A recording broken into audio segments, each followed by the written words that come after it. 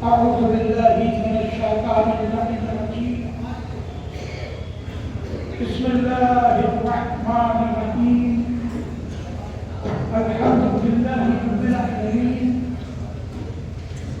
والصلاة والسلام على سيد الأنبياء والمرسلين المخاطب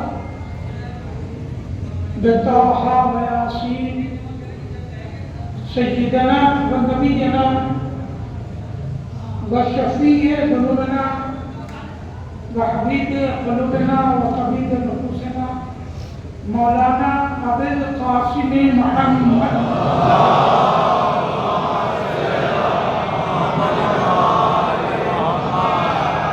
وآله الطيبين الطاهرين المعصومين المنتجبين الغر الميامين، ولعنة الله على أعدائهم وقتلتهم وغاصبي حقوقهم أجمعين من ليلتنا هذه إلى قيام يوم الدين. أما بعد فقد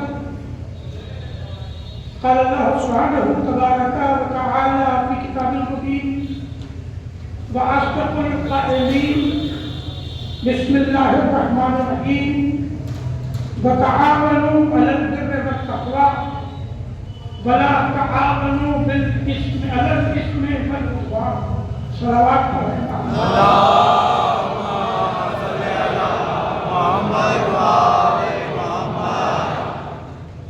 ایک بار سورہ حمد اور تین بار سورہ توحید کی تلاوت آیت اللہ علیہ رحمہ اور ان کی خاندان تمام افراد اور ان کے ساتھ شہید ہونے والے دیگر تمام شہداء کی روح سے سلام.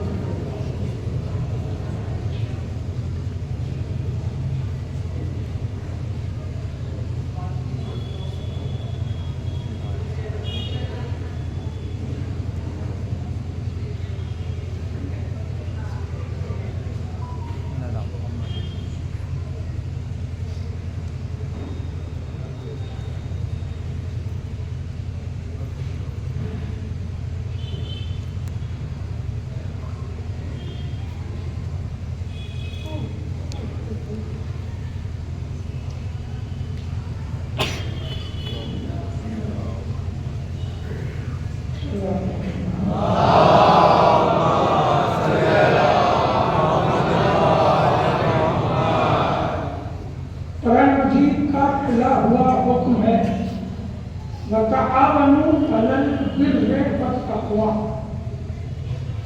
دیکھو نیکی کا ساتھ دو اور تقوی کے ساتھ دو.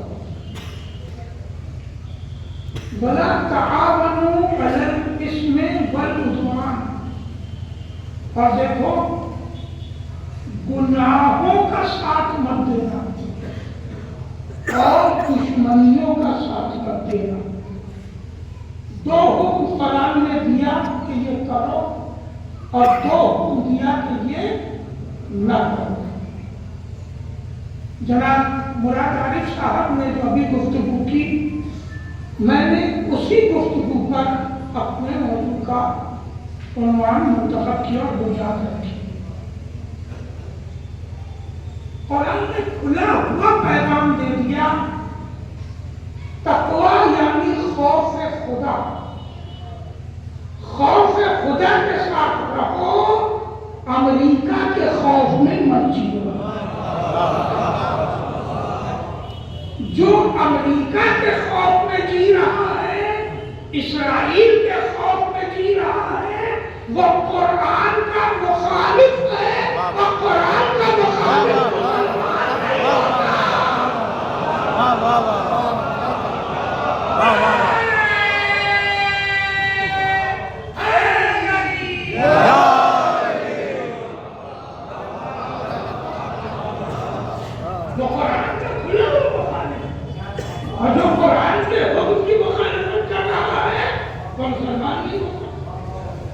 دوسرا حکم دیا نیکی اور بھلائی کا ساتھ دو. کس کا ساتھ دو؟ نیکی کا اور بھلائی کا.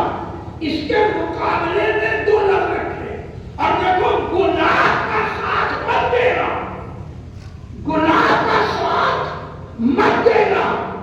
پھر بہت توجہ بیدار مجمع امروہا کا دیکھو قرآن میں کبھی گناہوں کا ساتھ مت دینا. اب ایسٹین فائل اٹھا کے دیکھ لو کہ گناہوں کا ساتھ دینے والے کون ہیں.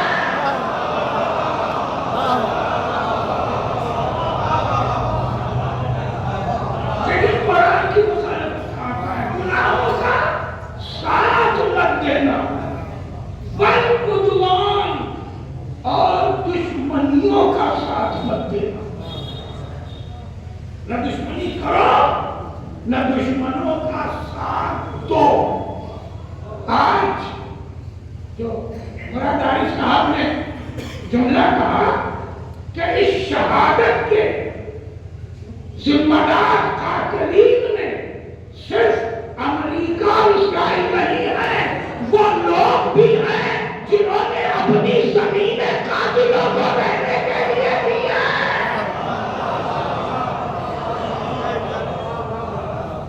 صدر قسم منظر نامے تو صاف صاف ہیں.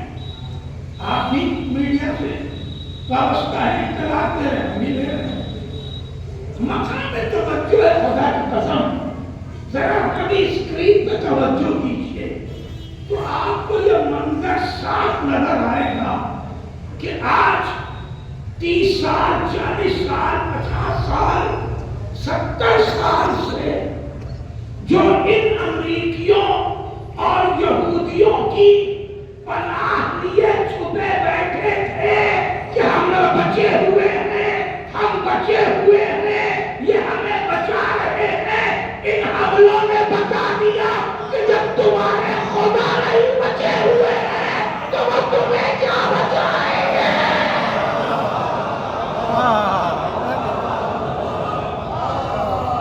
خدا اپنے کو نہیں بچا پا رہے ہیں تو تمہیں کیا بچائیں گے. خدا کی قسم آقا سامنائی کی شہادت نے بڑے بڑے راستوں دیے اور بڑے بڑے مواقع فراہم کر دیے.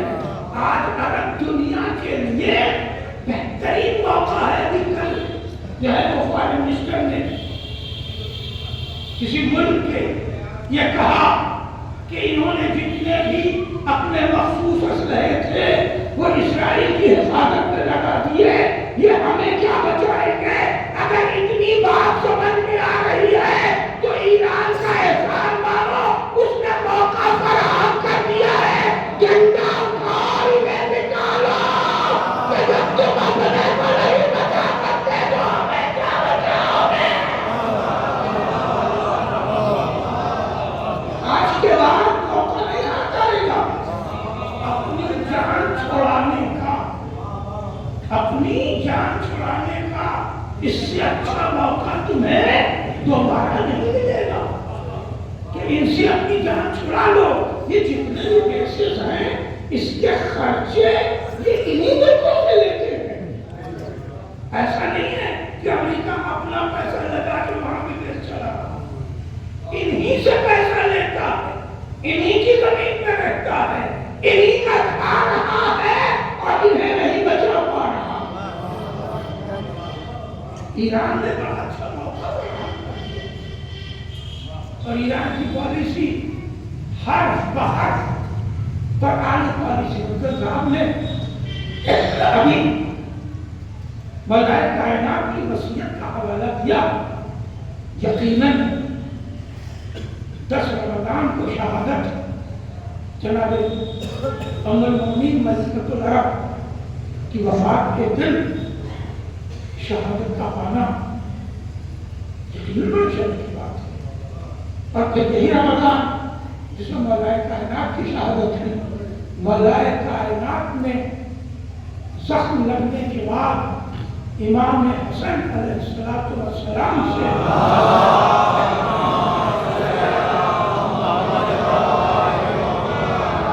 اور امام حسین علیہ السلام کو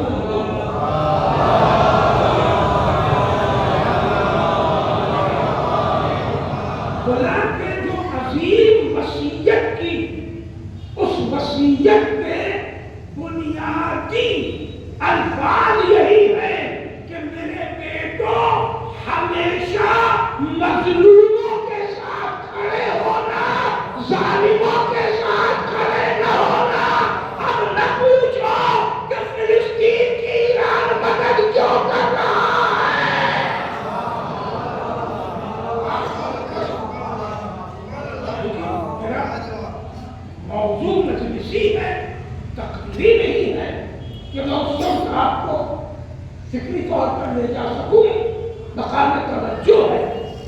یہ جو ابھی کچھ دن پہلے فساد برپا ہوا مہنگائی کے نام پر، اس کے پیچھے کون تھا؟ موساد تھا، CIA تھا، ان کے لوگ گرفتار بھی ہوئے۔ انہوں نے کیا بات سمجھائی مارکیٹ میں لوگوں کو؟ انہوں نے کیا بات سمجھائی؟ انہوں نے یہ سمجھایا کہ دیکھو تمہارے اوپر سینکشن لگا ہے، تمہارا بزنس کمزور ہے، یوں زندگی تم گزار رہے ہو مشکل سے، ایسے میں اتنا بڑا پیسہ اور سرمایہ ایران فلسطینیوں پہ لگا دے رہا ہے، تمہارا پیسہ اس مشکل گھڑی میں فلسطینیوں پہ لگا دے رہا ہے اور تمہاری مشکل بڑھا رہا ہے، اس لیے تمہیں چاہیے کہ ان ساری امداد کو رکواؤ۔ بات سمجھ میں آ رہی ہے؟ کیونکہ امداد وہاں آج سے تو کر نہیں رہا، ابتدائی زمانے سے کر رہا ہے، اب جب کہ انہیں تھوڑا سا موقع ملا ہے تو اب یہ مدد ان کی زندگی کو استوار کرے گی، اور جب استوار ہوگی تو زندگی ان کی طاقت پائے گی، اور اسرائیل نہیں چاہتا کہ ان کی زندگیاں طاقت پائیں، اس لیے یہ فساد کروایا گیا تھا۔ کس لیے؟ کہ یہ مدد ایران فلسطین یا فلسطین جیسے لبنان اور یمن کے مظلوموں کی یہ نہ کر سکے، جبکہ جنیوا یا دوسری جگہوں پر جب بھی بحث ہوئی یا باتیں ہوئی تو ایران کے سامنے یہ بھی شرط رکھی گئی کہ آپ ان کی مدد نہیں کریں گے، تو ایران نے صاف اس بات کو ماننے سے انکار کر دیا کہ ہم یہ شرط قبول نہیں کریں گے۔ میں کیوں نہیں مان لیتے؟ تو ایران ایک ہی بات کہے گا، میں قرآن کی مانوں گا، امریکہ کی نہیں مانوں گا۔ سلمان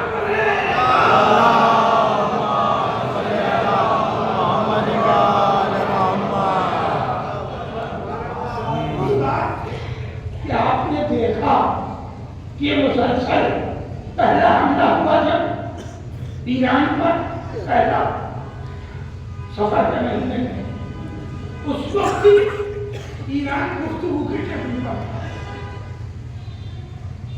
گفتگو کے ٹیبل پر تھا۔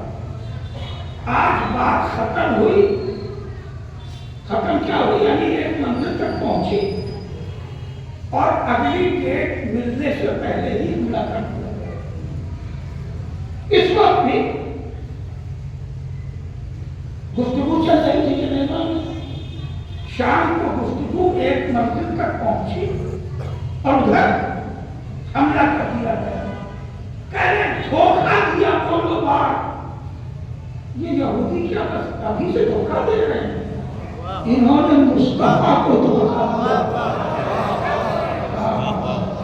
جملہ پہنچنا چاہیے، یہودیوں نے حضرت مصطفیٰ کو ہمارے سرکار کو دھوکہ دیا۔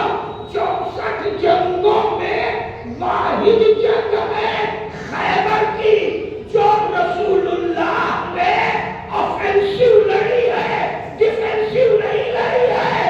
اب سمجھ میں آیا، دنیا کہہ رہی ہے کہ یہ بہت مضبوط ملک ہے، سپر پاور ہے، ان سے ایران کیوں لڑ رہا ہے، کیوں ان کے آگے جا رہا ہے، اسے ڈیل مان لینی چاہیے، مگر رسول کی سنت بتا رہی ہے دھوکے باز کو بھوک کے مارا۔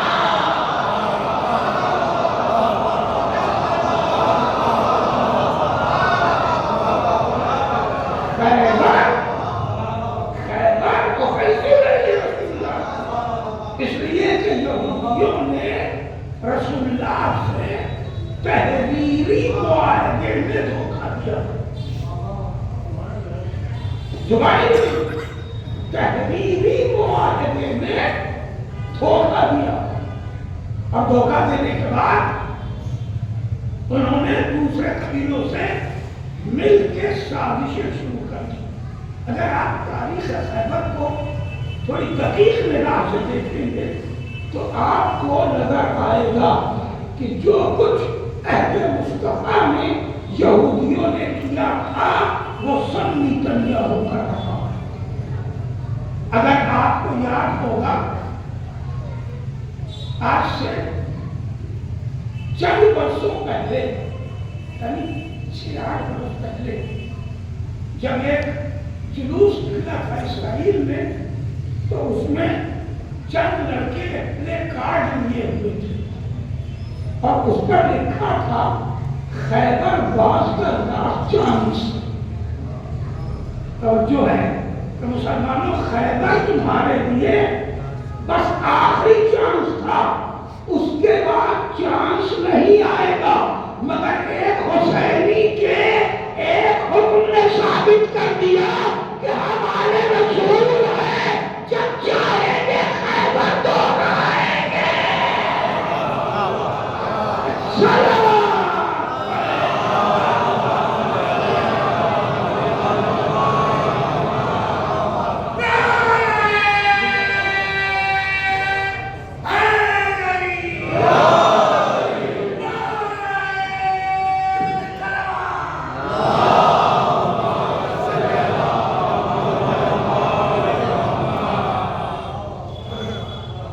کہیں بھی اور منظر نامے پہ نیتنیاہو نظر نہیں آ رہے،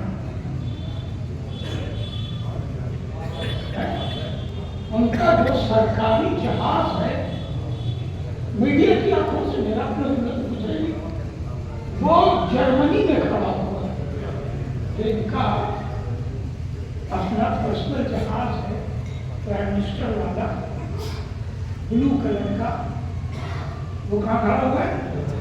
جرمنی میں کھڑا ہوا ہے۔ وہ کہیں اسکرین پہ نظر نہیں آ رہے ہیں۔ کیوں نظر نہیں آ رہے ہیں؟ کیونکہ قرآن ہی نے 1400 سال پہلے بتا دیا ہے کہ یہ کہیں تمہیں میدان جنگ میں نظر نہیں آئیں گے۔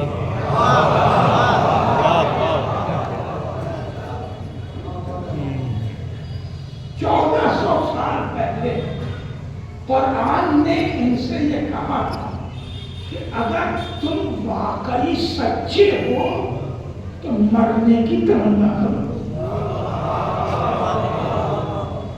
اگر تم واقعی سچے ہو تو مرنے کی تمنا کرو۔ اس کا مطلب یہ ہے کہ اگر یہ مرنے کی تمنا نہیں کرتے تو جھوٹے ہیں۔ دو باتیں، اگر تم سچے ہو تو مرنے کی تمنا کرو۔ جملہ سنبھالیں گے تو میں جملہ دوں کہ جو آئرن ڈوم کے پیچھے منہ چھپا کے بیٹھتا ہو تو مرنے کی تمنا کیا کرے گا؟ یہ تو آئرن ڈوم کے پیچھے منہ چھپا کے اسی طرح بیٹھنے والے ہیں جیسے مرغا دو خود پہن کے آیا تھا۔ آپ اٹھا کے دیکھیں کسی جنگ میں کوئی بھی سپاہی دوہرا خود پہن کے نہیں آیا۔ دوہرا خود کا مطلب ڈبل ہیلمٹ ہے نا، کبھی کسی کو ڈبل ہیلمٹ پہنے ہوئے نہیں دیکھا ہوگا، چاہے موٹر سائیکل کتنی تیز چلا رہا ہو۔ دیکھا کہ نہ بدر میں کوئی ڈبل ہیلمٹ والا تھا، دوہرے خود کا نہ وہ میں تھا، نہ ہی محل میں تھا، نہ ہی خندق میں تھا۔